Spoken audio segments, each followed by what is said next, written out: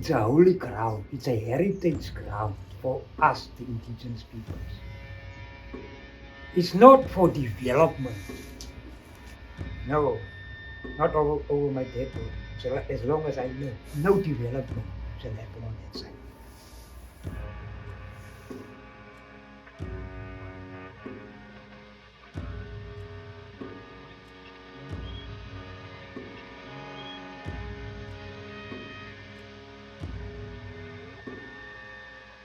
Across the world, tensions are rising between communities and the governments and multinationals that are pushing green hydrogen.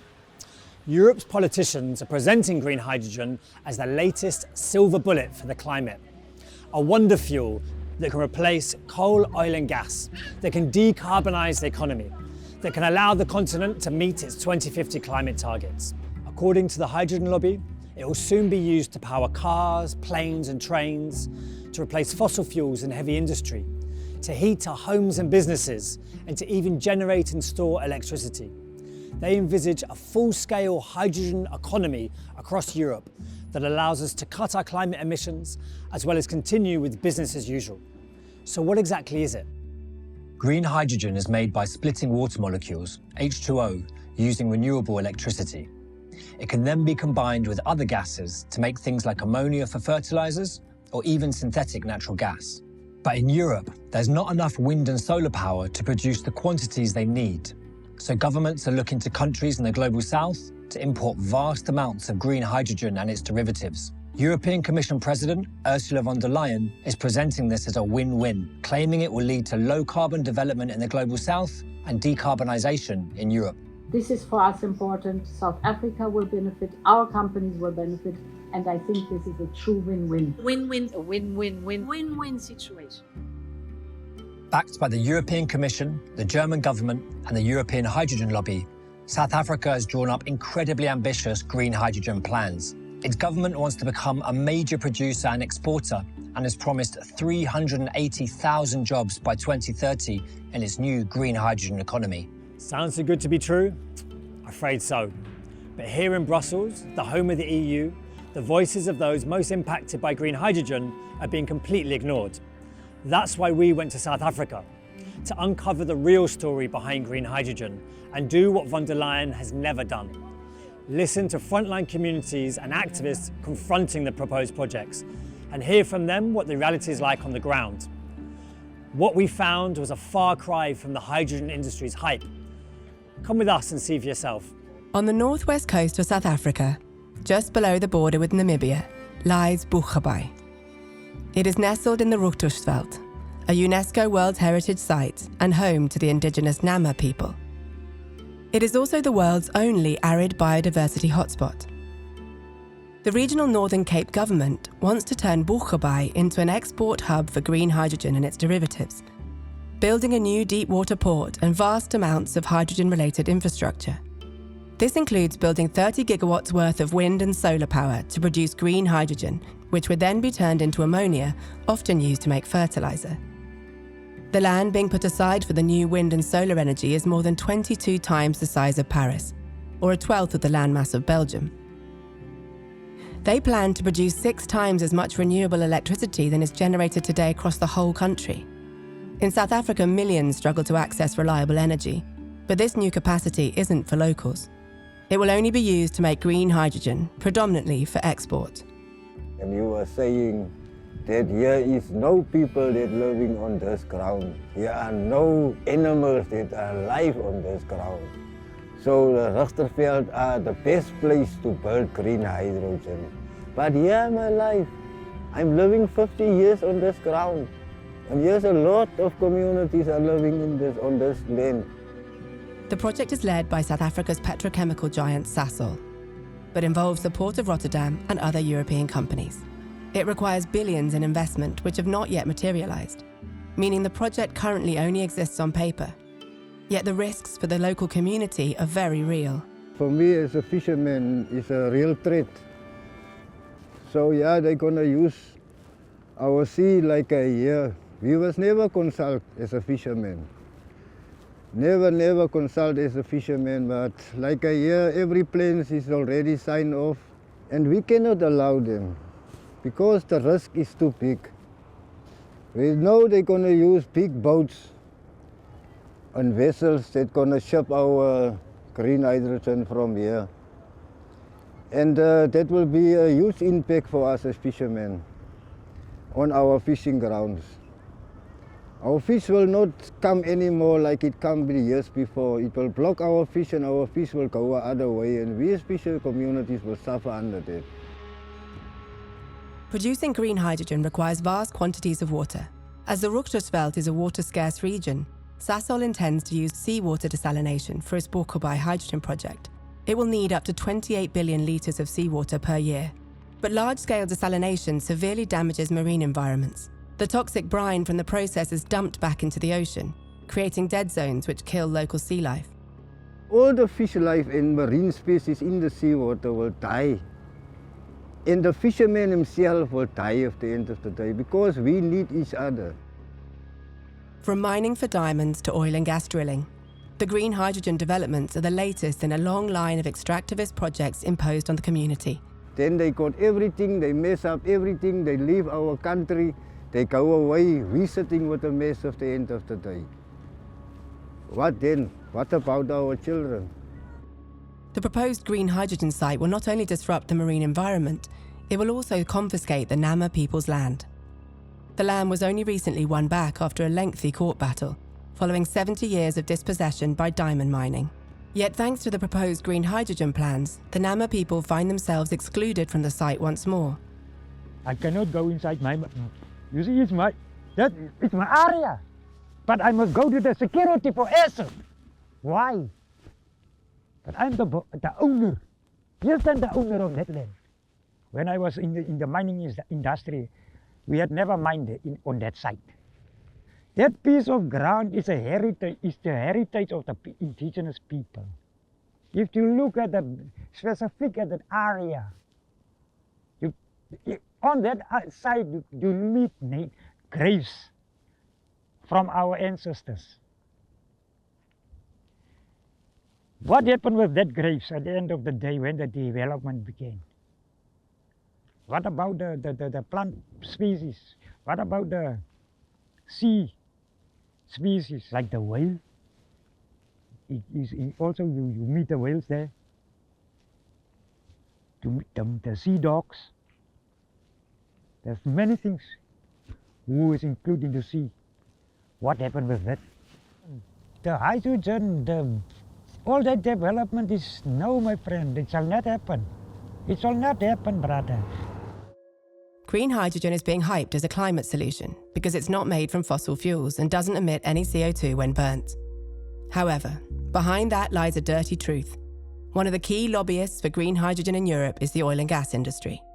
That's because today more than 99% of global hydrogen production is from fossil fuels, predominantly natural gas. It creates more climate-harming emissions than aviation. The industry is cynically using the promise of green hydrogen to get us hooked, hyping it up while knowing there's nowhere near enough renewable energy for all hydrogen to be made in a green and sustainable way, and never will be. In fact, green hydrogen doesn't yet actually exist in any meaningful way. Less than 0.05% of hydrogen produced today is green, and it remains incredibly expensive. Instead, the hydrogen economy will have to depend on hydrogen made from gas. That's why oil and gas companies like Shell and TotalEnergies are pushing governments to commit to a hydrogen economy. It's a clever ploy to stay in a dirty business. Shell actually admits that even if green hydrogen becomes affordable, we will not have enough renewable electricity to both decarbonise our economies and make sufficient green hydrogen. Indeed, both Shell and TotalEnergies recently dropped their climate targets and instead increased their gas drilling. Rising demand for hydrogen made from gas will ensure their business models remain highly profitable, despite the climate impacts. Ironically, both Shell and TotalEnergies have permission to explore off Boegoebaai. Its proposed deepwater port is also being marketed as a support hub for future offshore oil and gas platforms, another big threat to local livelihoods and the environment. 60 kilometres south of Boegoebaai is the town of Port Nolloth. Its population of 6,000 suffers from high unemployment, particularly among the youth. The government has promised jobs and development from offshore oil and gas, as well as from green hydrogen. While local communities want development, past experience has taught them to remain wary. The people, they adapt, but they are mostly dependent on the sea. Because the sea, at the end of the day, you don't need education or what to work on the sea. So this is like a lifeline for the guys, and then they specialize on mining also. In Port Nolloth, we took part in a workshop organised by local environmental justice organisation Green Connection with local fishing cooperative, Okatawa. It brought together communities fighting not just green hydrogen, but also oil and gas. We listened to what local residents had to say and shared what we knew about Europe's green hydrogen plans. Ons is bang, ons gaan ons land, ons grond, wat ons geëis het 2007, gaan ons dan verloor. En ons gaan ons gaan ons diere ook verloor deur middel van die groen waterstof. Dit is my grootste bekommernis, dat die geëiste grond weer terug sal gaan na die government toe. Dan sit ons sonder grond. Die impak wat hy het, sal dit nie ons seelewe benadeel nie. En ook die myne ook verstaan, want die plante wat daar is, die diere wat daar is, dat beïnvloed die omgewing. En hulle sê mos, take care of your nature, nature will take care of you. Die companies kom net om vir ons mooi stories te kom vertel, om vir ons te sê, ons gaan huise kry, ons gaan skole vir ons gebou word, ons kinders gaan 'n beter lewe kry, met die studies wat hulle wil aanbied. Maar nee, dit gaan nie gebeur in ons plekkie. Ons weet nou al met die mynhuise wat dit gebeur. So dieselfde gaan weer in ons gemeenskap wees, soos wat die groen waterstof kom, dan gaan dit ook 'n spookdorp wees en dan gaan hulle vir die gemeenskap niks agterlaat nie. So ons het al klaar 'n bitterpil van die mynhuise, so die groen waterstof gaan nie vir ons werk nie. Ja, hulle kom sê, dan kom sê hulle was net vir jou, dat wil hulle doen en dat wil hulle doen en dit so 'n werkskepping sal daar wees, maar die werkskepping kan daar wees. Wat gebeur agterna, sien? Dan gaan hulle weg, daar sit ons agterna sonder niks. Firstly, I want to see development among the people, especially in the youth, before anything. And then I want them to have security for them. If they finish, they will have a job. Yeah. You see, we don't want just to build the infrastructure. Down with oil and gas explorations down! Down! Down with the green hydrogen developments down! Down with green hydrogen developments down!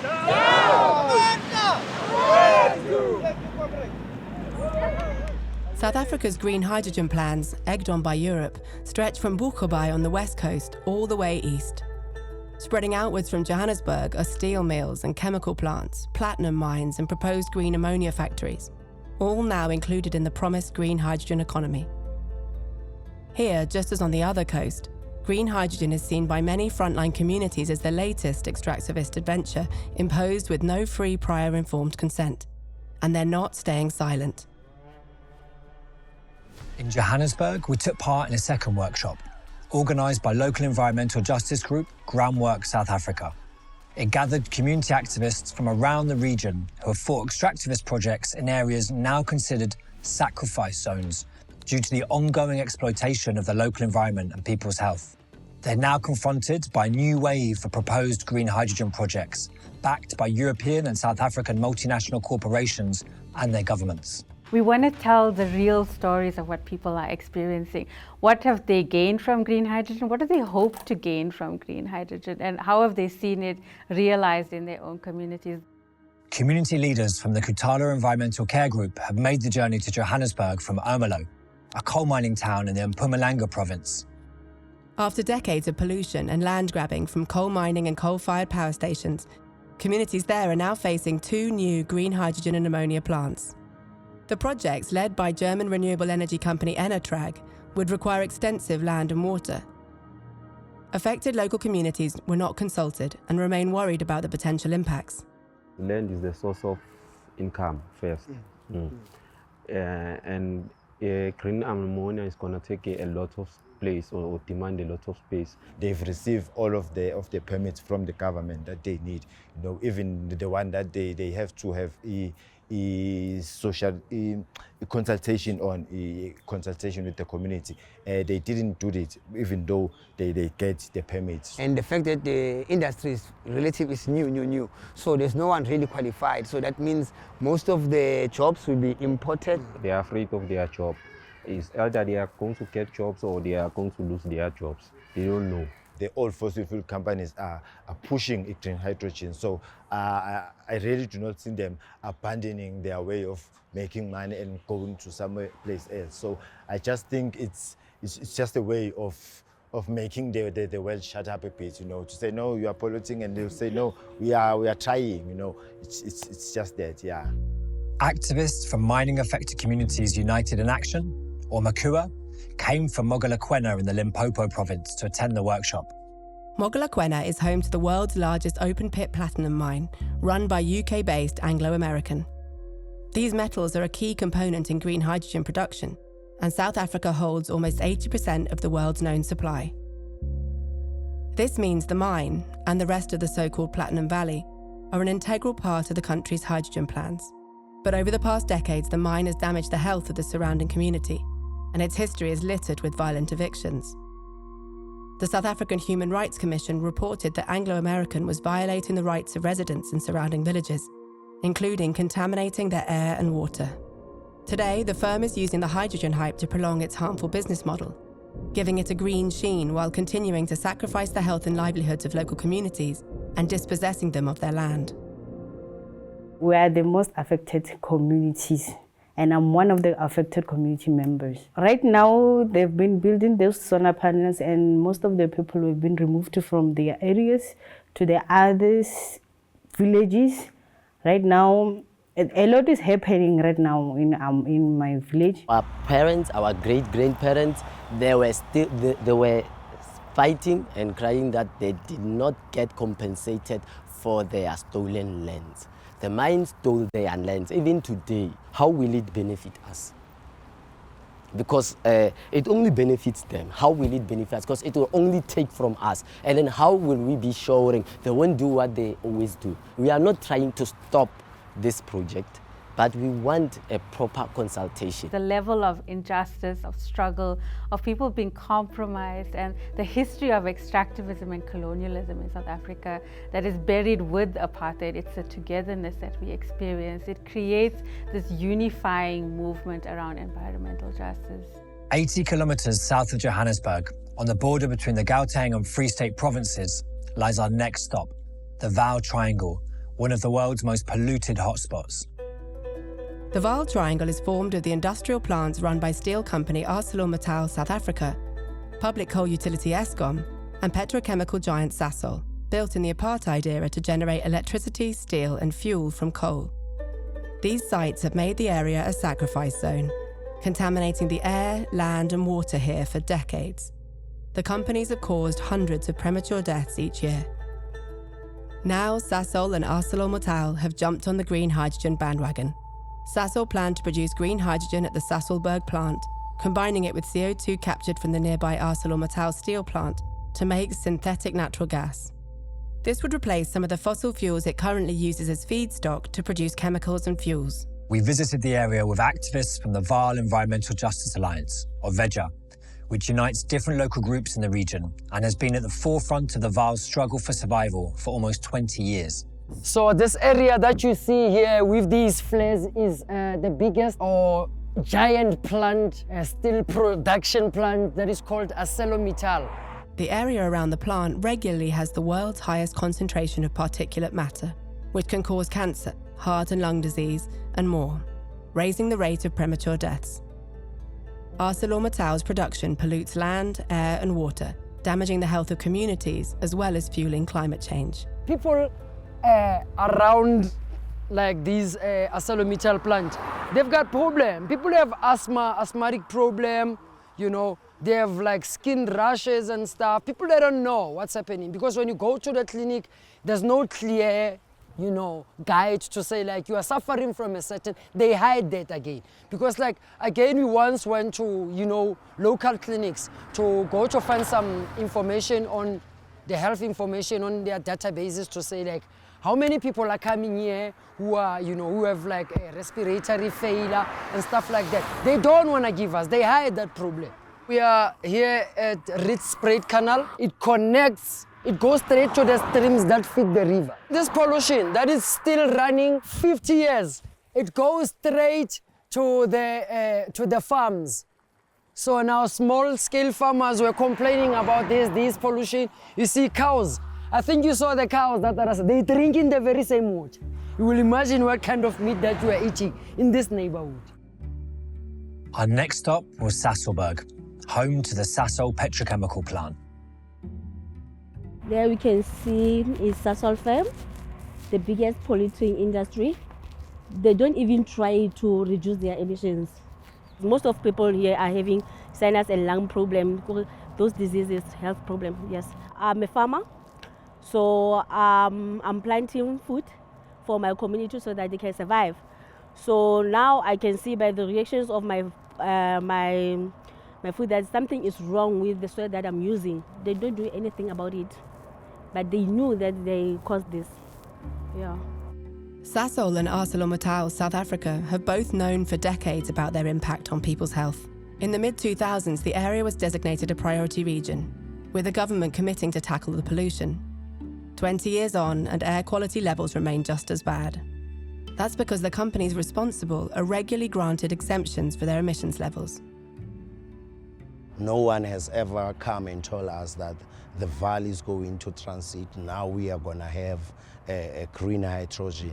No one from their side or from the government that has ever told about green hydrogen. So most of our communities, they don't know nothing. They are not going to decarbonize because it's a lot of money that they're going to use there for decarbonizing. Now again, they say they are going through decarbonization plan. Where are they going to take that water from?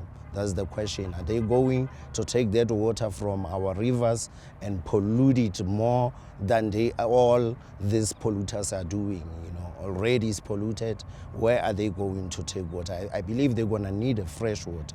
Are you going to employ me as an investor whereas you know that I'm sick? You know you're not going to employ me because you know the problem is going to be yours. So you're going to make sure that you take people from different communities that are not affected by these environmental degradation and everything. Because as we are sick, even this transition that is coming, it doesn't have, you know, for us, it's not for us. It's about maybe like, you know, business people. ArcelorMittal will keep using polluting coal, regardless of whether it captures some of the CO2 or not. Sasol will only be using green hydrogen in a small portion of its operations, and even that seems increasingly unlikely. They've already reverted back to using coal over green hydrogen as the experiment proved unprofitable. Thanks to the hydrogen hype, the Vaal Triangle looks set to remain one of the most polluted places on the planet, with the health impacts on local communities continuing. The textbook definition of a sacrifice zone. Things are getting extinct, and we are getting extinct too. You understand what I'm talking about, yeah?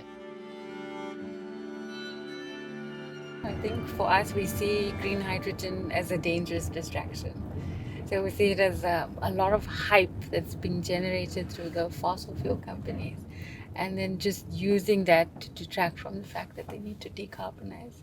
And that includes industries like Sasol and AMSA, where we're constantly applying pressure, but there's no ambitious targets. Back in Brussels, the EU plans to produce 20 million tonnes of green hydrogen, half of which is to be imported. That's over 600 times what it produced in 2023, a completely unrealistic target. The European Court of Auditors' 2024 report into the EU's green hydrogen targets called for a reality check. But even if the EU was to drastically reduce its target and only import hydrogen made from renewables and not fossil fuels, it would still have a hugely negative impact on South Africa and communities across the global south. The inconvenient truth is green hydrogen requires vast amounts of land and water, and it guzzles up renewable energy that could otherwise be used to meet local needs as well as reduce local pollution. Talking to communities in South Africa, their experiences are strikingly similar no matter where they're from in the country. It's hard to see where the much promised win-win is ever going to come from. Instead of delivering jobs and low carbon development, green hydrogen appears to be displacing communities from their lands and threatening existing livelihoods. It perpetuates sacrifice zones. Rather than a win-win, importing green hydrogen is an attempt by European industry to decarbonise at the expense of the global south. It doesn't benefit most affected communities, and it doesn't tackle climate change. It's actually a backdoor for more fossil fuels. So how do we get here? The hydrogen lobby, dominated by the oil and gas industry, used its privileged political access and substantial economic weight to push for a promise that was too good to be true. A pledge to replace all coal, oil and gas with green hydrogen. But in reality, the plan is to largely continue with business as usual, to use the promise of a new technology that will save us in the future to kick the climate can down the road in the present. Europe's politicians were too busy listening to corporate lobbyists to pay attention to those most affected by the projects. It's time the EU changed that. It needs to put a handbrake on its green hydrogen import plans, tune out the hydrogen lobby, and bring the voices of those most affected communities into the heart of EU decision-making. We know that we have to transit and no one is supposed to be left behind. But by the way that they are doing things, not consulting the community, not most of the communities know about the green hydrogen. It's just a way of them trying to profit over the lives of our people. As it said, just transition, leaving no one behind. But when you look at the reality, everyone is left behind. Ons, Suid-Afrika gebruik nie die groen waterstof nie. So hoekom moet groen waterstof in ons plek dan gekom ontwikkel raak? Hoekom kan dit nie in Europe en al die ander lande wat dit nodig het? How far will you go to rob us as communities? Here are children that must grow. They must make use of our earth and our resources. But you guys destroy everything now. So the option for me is sun. The Richtersveld community must produce his own electricity. We can produce our own electricity. Viva! Viva!